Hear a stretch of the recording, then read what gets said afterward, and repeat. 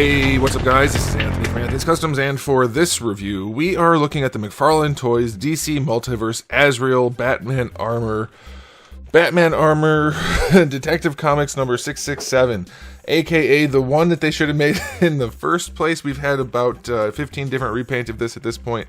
That's not true. They have different cape things, and I mean, there's a couple of repaints, but this is the one everybody probably wanted in the first place. It's better looking than the light blue version, I suppose. It's more accurate.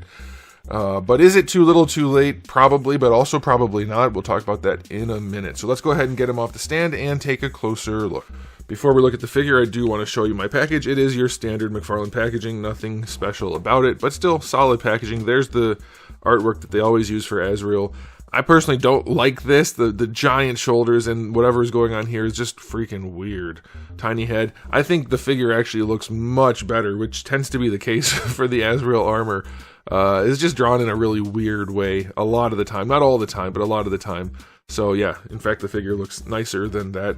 Though I wouldn't have minded the blue matching a little bit closer. But there's the packaging. Nothing really remarkable.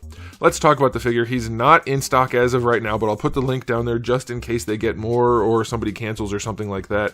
But he stands just about, let's say to the head, just shy of 7.5, so like 7 3/8 to the top of the head, not counting the ears.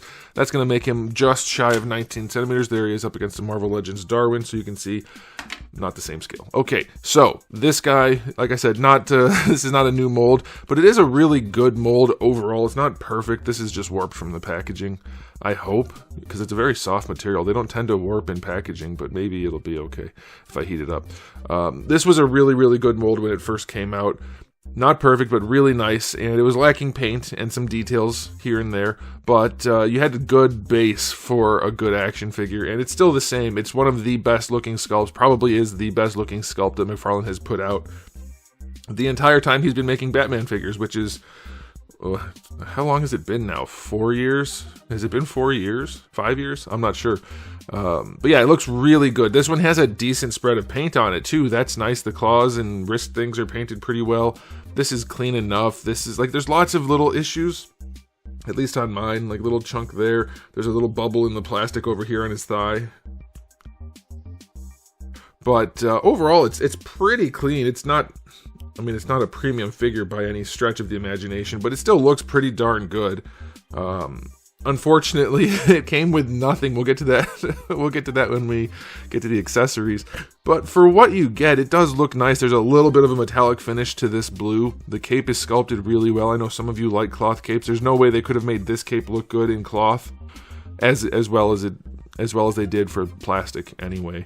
But yeah, if you really wanted to, you could just cut it off and add a cape underneath, but it's not going to look as nice as this, is my guess. So yeah, I mean, there's some trade-offs for sure. It's very plasticky in certain places, but it's not a bad looking figure. If you don't plan to do a lot of posing and just are going to kind of do like a Hall of Armor sort of situation for Batman with the McFarlane Toys, which is kind of what I'm thinking about doing, this is an easy pickup. It's such a good looking figure. The sculpt is really, really, really nice. It's one of the best sculpted domestic action figures in a very long time.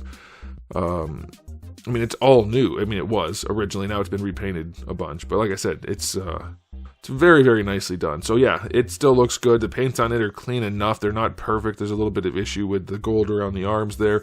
It's not super clean. You can see like the gold on the top of this part is gray. So like they did not do a premium finish at all, but it still looks pretty darn good. It's probably the best looking version of this with this cape that they've done. So there's that. I'm not going to do a full-on review because like I said, it's already been done before, but it looks nice. If you're interested in tracking this down, it's worth doing. Probably. I would say so.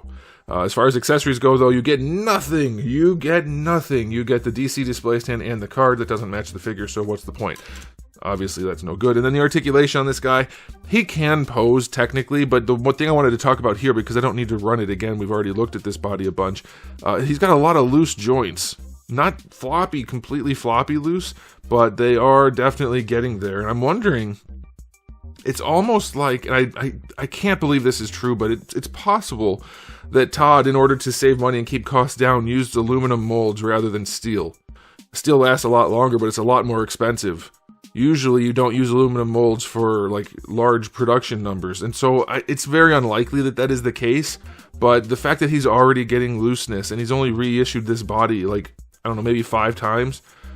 I don't know. I guess they could be crappy molds. They could just have crappy tolerances, or they could be cheap aluminum molds. Either way, it doesn't matter because he doesn't have the license for long. But yeah, it is odd that he's got some really loose joints. And I noticed that on a couple of the other reissues as well. Maybe it was always like that and I just don't remember. But be aware, you will find some looseness here and there, some issues. But it's not bad. It's not bad, and it does look nice. So I could definitely see wanting to add it to your collection. I did. I have all of the AZRAEL armors now from McFarlane Toys, so I'm pretty happy about that. But yeah, it's not like an impressive figure, other than the fact that it's a really good sculpt and has just enough paint to carry it through. That's about it. Yeah, I don't want to do a whole review on this because, like I said, too many reissues at this point. But I'd say, you know what? He should have done this color scheme to begin with. But if you're gonna lose the license, you might as well cash in on doing it right at some point. And like that's kind of crappy for those of us who have the other one, but I also kind of like the other one, and you can argue that the other one makes sense anyway. So yeah, I don't mind it. I think it's fine. If he's gonna do a whole bunch of crappy repaints, at least pick the good molds. That's fine with me. Let me know what you guys think in the comment section below. But I'll be done there. This leg is glossier than the other side. The knees don't match well, but at least it'd be easy to throw some paint on the gray. You shouldn't have to, but you could make this figure look great if you really wanted to. Anyway, okay, I'm done. Let me know what you guys think about this and the whole license thing in the comment section below, and we'll talk, but I'm done. So thanks for watching. If you enjoyed the video, please do give it a thumbs up. If you didn't, give it a thumbs down, and if you haven't subscribed, you should. I have new videos just about every single day, and thousands already on the channel, so make sure you come back for all of that. And in the meantime, keep collecting.